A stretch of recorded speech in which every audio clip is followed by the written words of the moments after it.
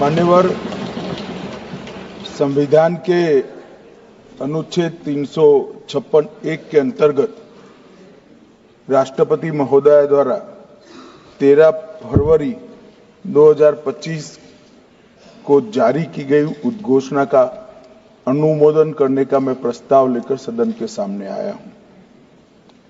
मान्यवर, हम सब जानते हैं कि हाईकोर्ट के एक फैसले के कारण मणिपुर में दो समुदायों के बीच में आरक्षण संबंधी विवाद के कारण एक जातीय हिंसा का उद्भव हुआ। मान्यवर, ये रायट्स नहीं है ना टेररिज्म है। ये हाईकोर्ट के एक फैसले के इंटरप्रिटेशन के कारण दो समुदायों के बीच में जातीय हिंसा हुई।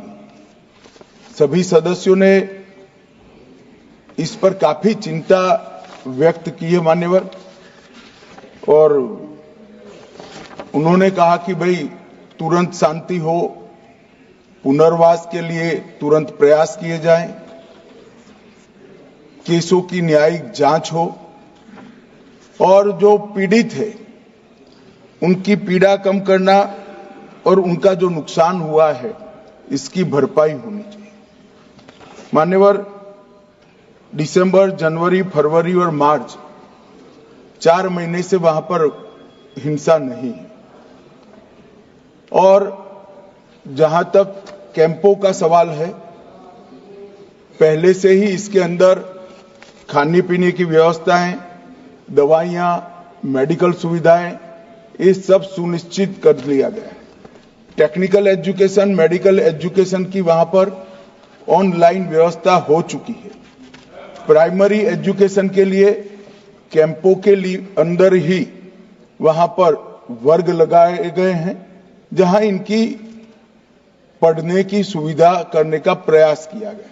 मैं नहीं कहता कि ये सुविधा अपने घर में रहकर बच्चा पढ़ता है इतनी अच्छी है, मगर हम सब जानते हैं मान्यवर, जब जातीय हिंसा होती है तब ये सारे प्रश्न खड़े होते हैं।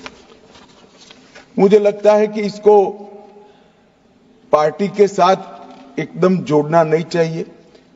मैं इस तरह का जवाब भी देना नहीं चाहता सदन में कि आपके समय में इतनी हिंसा हुई थी, हमारे समय में इतनी हुई, आपके समय से हमारे समय में कम हुई है। हिंसा होनी ही नहीं चाहिए। इसमें इन प्रिंसिपल किसी की इस सदन में असहमति नहीं है, परंतु पिक्चर इसी तरह से खड़ा करने का प्रयास किया कि भाई भाजपा के शासन में ही जातीय हिंसा हुई है।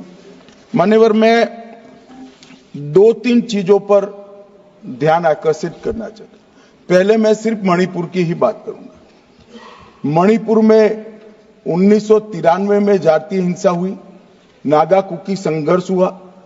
93 से 98 तक 5 साल तक चला, 750 मौतें हुई, और मान्यवर इसके अंदर छूट-फूट घटनाएं 1 दशक तक चलती रही।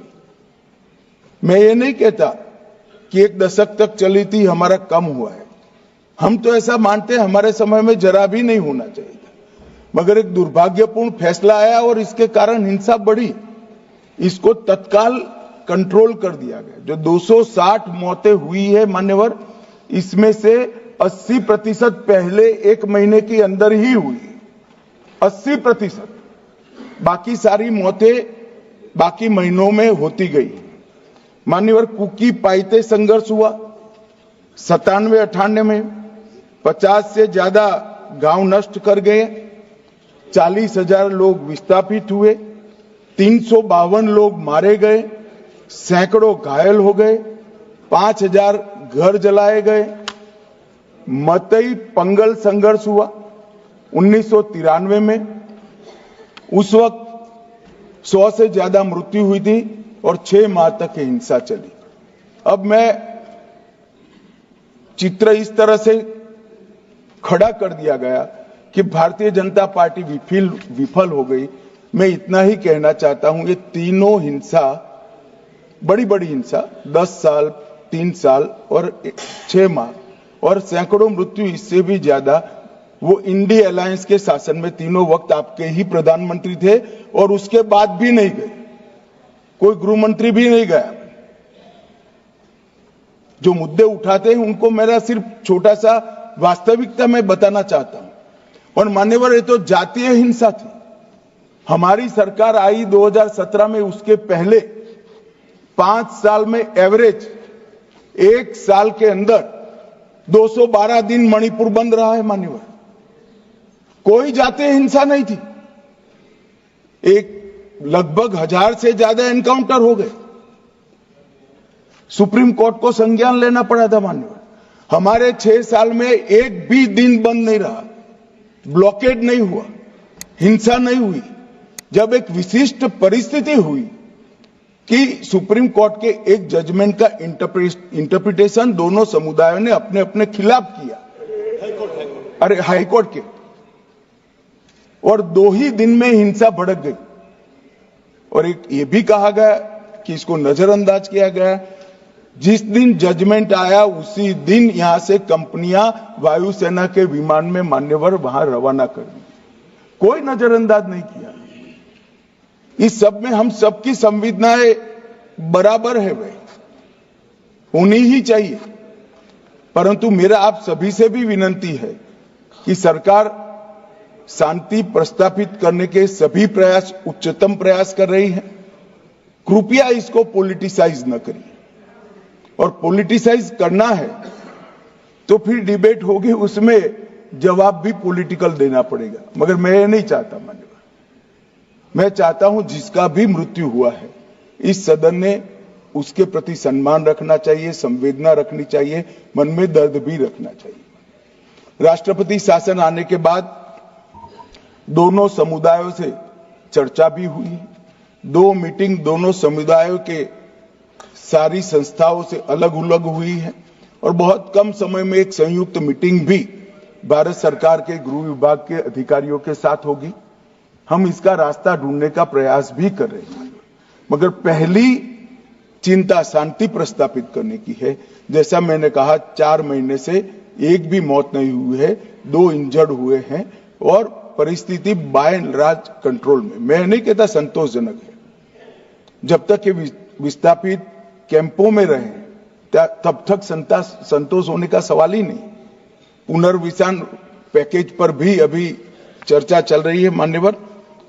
और आज तो मैं सदन के सामने मान्यवर ये राष्ट्रपति शासन का अनुमोदन कराने के लिए आया हूं। ये कहा गया कि अविश्वास प्रस्ताव, कोई अविश्वास प्रस्ताव रिकॉर्ड पर नहीं। मान्यवर, कांग्रेस पार्टी के लिए अविश्वास प्रस्ताव लाने के लिए इतने विधायक ही नहीं है कि वो अविश्वास प्रस्ताव लाए। ये हमारे मुख्यमंत्री ने इस्तीफा दिया, फिर राज्यपाल ने भाजपा के 37, एनपीपी के 6, एनपीएफ के 5, जेडीयू के 1 और कांग्रेस के 5 सदस्यों से चर्चा करी। जब बहुमत सदस्यों ने कहा कि हम सरकार बनाने की स्थिति में नहीं है, तब राष्ट्रपति शासन की कैबिनेट ने अनुशंसा की, जिसको राष्ट्रपति महोदय ने स्वीकारा। और जो सुप्रीम कोर्ट का जजमेंट है, इसके हिसाब से मैं 2 माह के अंदर इसका अनुमोदन लेने के लिए आया हूं। मेरा सदन के सभी सदस्यों से विनती है कि सरकार चाहती है कि जल्द से जल्द शांति हो, जल्द से जल्द पुनर्वसन हो, और जो जख्म लगे हैं उस पर मरहम भी लगाया जाए। कृपया सभी दल एक मत होकर ये राष्ट्रपति शासन के निर्णय का अनुमोदन करें, ऐसा मैं आपके माध्यम से विनती करना चाहता हूं।